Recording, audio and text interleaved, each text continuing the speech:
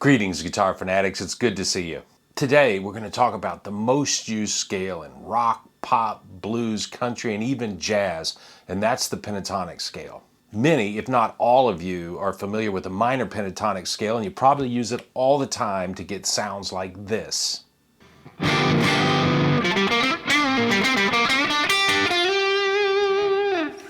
You probably also know, or at least you've heard players using the major pentatonic scale to get sounds like this.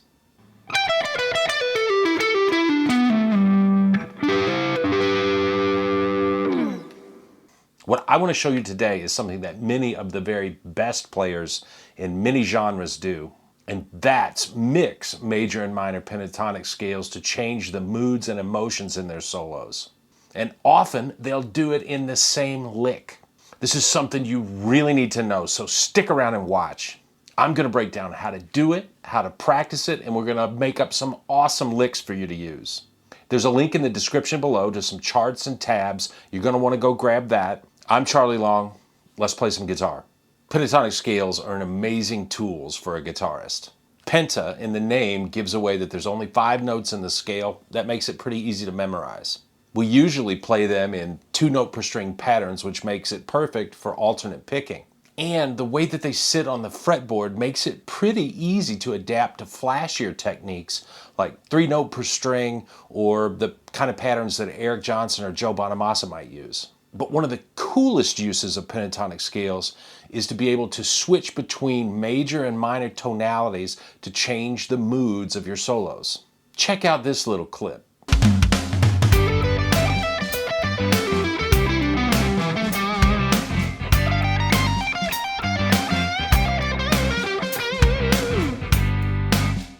Now, that's a familiar little Southern rock backing track, and I think you could hear how I was playing in sections. One section I would play a major tonality, and it had a certain uplifting quality and a sweetness to it. And then I would play another section using minor pentatonic, and immediately I can hear a different kind of aggressiveness and almost a little bit of a meanness. Now, that was a pretty quick example. Let's play through each scale so you can really see and hear the difference. Let's start with minor pentatonic because you're probably already somewhat familiar with it. That little backing track is in the key of G, so all our examples today are going to be either G major or G minor pentatonic also. Now, minor pentatonic has the intervals the root, flat third, the fourth, the fifth, and the flat 7. Now in the key of G, that's G, B flat, C, D, and F. I'm demonstrating this in pattern 1. We'll stick with that for now, but there are 5 familiar 2-note per string patterns that you should know that will cover the fretboard for you. Now, of course, this scale, being a minor scale, would sound good over a G minor chord.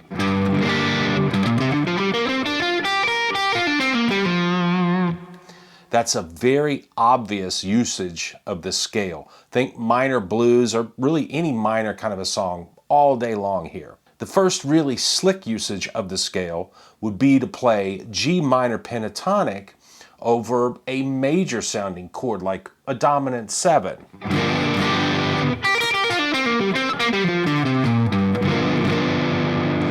Now what we get there is a minor third interval, which is the B flat over the major third interval in the chord, and it gives us what we think of as a bluesy sound.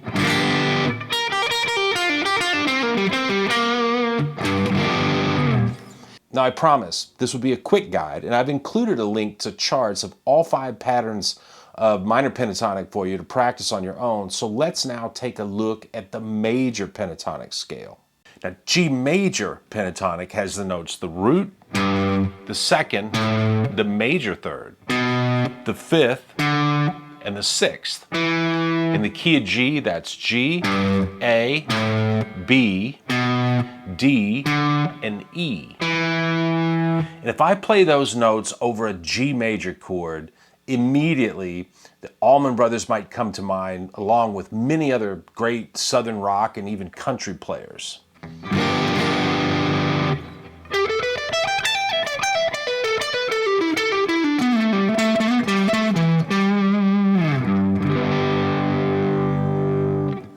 So here is our first quick guide rule. Playing minor pentatonic over the same minor chord, it sounds sad. Playing minor pentatonic over a major or dominant chord with the same root, it sounds bluesy. Playing major pentatonic over a major or dominant chord with the same root is gonna sound upbeat and happy like Southern rock or country.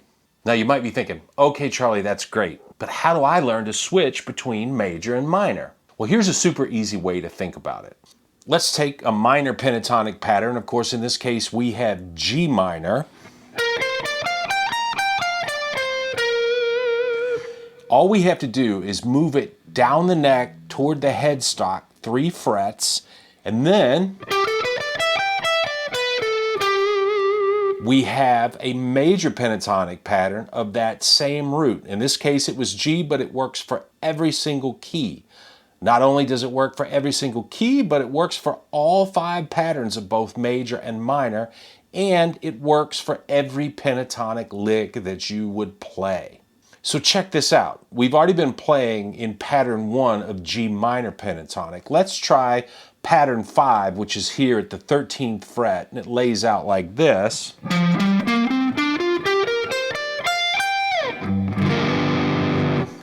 Again, there's that familiar bluesy sound, but let's drop that pattern down 3 frets to fret 10. That's going to give us G major pentatonic.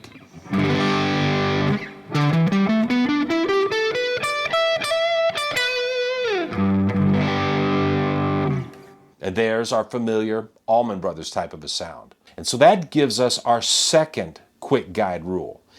Any minor pentatonic scale pattern or lick that you play can be moved downward toward the headstock 3 frets and it becomes major.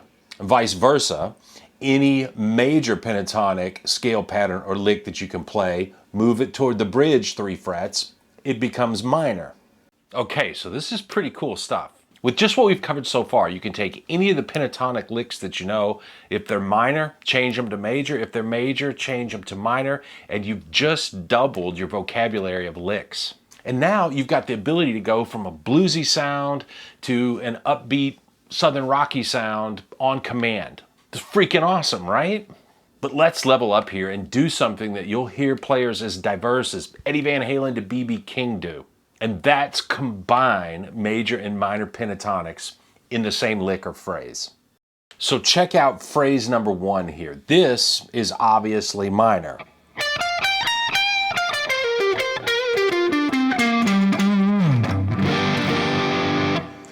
Check out phrase number 2. This is obviously major.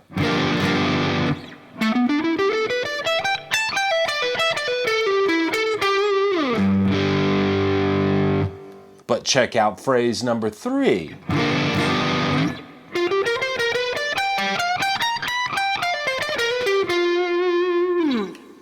Whoa, what was that? It was both major and minor. And while it's really great to be able to create a pure minor mood or a pure major mood, the ability to straddle that line and really tease the ear of your listeners with licks that are both major and minor is something pretty special. So what are we doing here? So here's some really quick music theory. The third interval in a scale has a special job.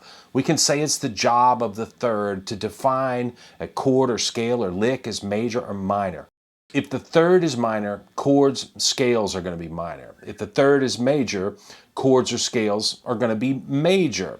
So I can have the note root, which is G. I can have B natural, which is the major third, and a D, which is a G major triad. And you hear that major tonality. Now I can play the same root, the same fifth, which are G and D, but now if I play minor third, which is B flat, and I play that same arpeggio, you're now going to hear a minor tonality.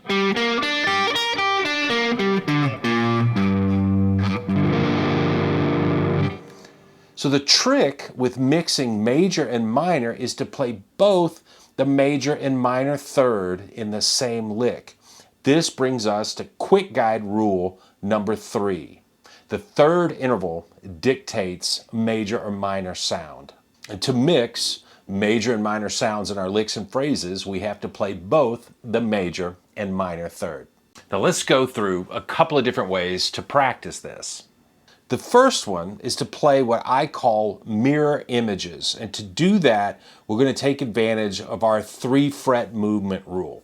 Let's say I play this little lick in G major pentatonic at the 12th fret. We're going to play 12 and 14 on the G string, 12 and 15 on the B and E string. And then I slide up to my minor position. I'm here at the 15th fret. I'm going to play frets 18 and 15 on the E and B strings, and frets 17 and 15 on the G string.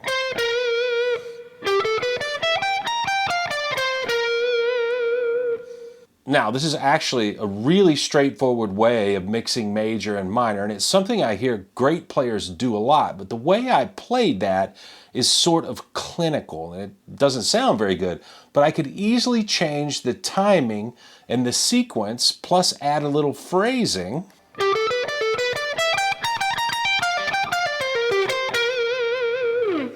And now we've got a pretty legit blues, rock, or country lick. Now, we could take this concept, work through all 5 patterns of major and minor pentatonic, and you could probably spend the next few months making up licks with that idea alone. But let's level up one more time and start mixing major and minor in the same patterns rather than jumping around. Now, there's 2 easy ways that I want you to be able to visualize and play this. One of them is using the major blues scale, and the other one is to use the minor pentatonic, but we're going to add the major third to it. So check this out. So the G major blues scale, that's an easy adjustment. Here's the familiar shape of G major pentatonic at the 12th fret. Now to get the blues scale, we're going to add the flat third or B flat to that. And now we have this.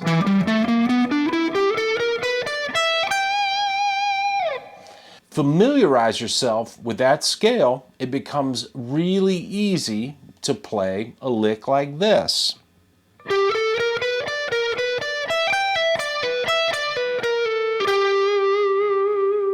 One more time.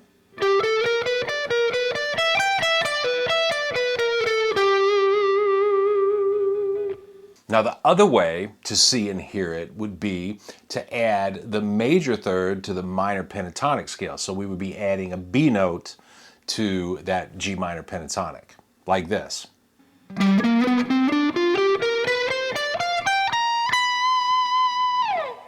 Now if we familiarize ourselves with that scale pattern, it becomes really easy to play licks like this.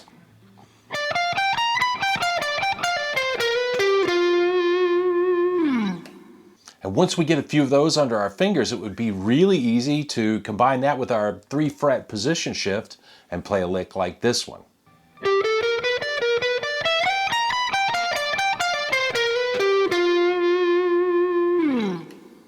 So there you have it, a quick guide to mixing major and minor pentatonic sounds, and we did it in a couple of different ways. We learned that we can take pentatonic licks that we already know, and we can shift them up or down 3 frets. If we take a major lick, shift it up 3 frets, it becomes minor. If we take a minor lick, shift it down 3 frets, it becomes major. Those minor licks sound more bluesy, those major licks sound more country or southern rocky. We learned to play mirror image licks with our 3-fret rule to combine major and minor sounds together. And then lastly, we learned some patterns where we added an extra note to either the major or minor pentatonic scale. We added the minor third to the major pentatonic to get the major blues scale, and then we added the major third to our minor pentatonic pattern. So now it's on you to do a couple of things. You really should learn all 5 major and minor pentatonic patterns, and you should be able to play them as naturally as breathing. While you're doing that, take all the major and minor pentatonic licks you know and convert them to the other tonality. Practice playing all those licks over a simple backing track like the one I was using to really get those sounds in your ear. And lastly, make up your own licks and build up an awesome vocabulary. As always, thanks for being here. Please like the video, subscribe to the channel for more great guitar stuff every week. Work hard, play hard, have lots of fun, never stop learning. Bye for now.